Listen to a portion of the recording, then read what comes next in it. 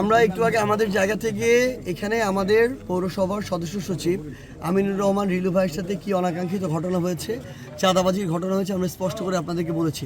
আমরা এটাও বলেছি যে আমরা যখন প্রশাসনের সাথে যোগাযোগ করি, প্রশাসন লোককে পাঠিয়েছে, কিন্তু তারা এটা লিখিত একটা অভিযোগ চেয়েছে আইনানুগ ব্যবস্থা গ্রহণ করার জন্য। তারা তদন্ত করে এটা ব্যবস্থা নেবে। আমরা এখন এই লিখিত অভিযোগটা লিখেছি, আমরা প্রশাসনকে দিব।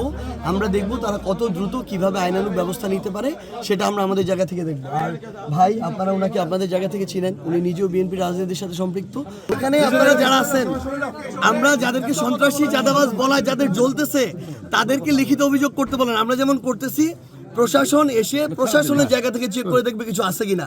কিন্তু যাদের জ্বলতেছে, আমরা মনে করি নিশ্চয়ই তারা এটা অনুভব করতেছে। আমরা অভিযোগ দিলে তাদের একটা ব্যবস্থা হবে, এই জন্য তারা খুব আতঙ্কগ্রস্ত আছে আর কি। তো আমরা এইটুকু বলতেছি, আপনাদের কারো মনে কিছু থাকলে আপনারা দয়া করে গিয়ে অভিযোগ দেন, প্রশাসন আইনানুগ ব্যবস্থা নেবে। আমরা আমাদের আইনানুগ ব্যবস্থায় যাইতেছি। নতুন লাক্স, যা ত্বককে করে কোমল আর দেয় ব্রাইট গ্লো। ট্রাই করো লাক্স।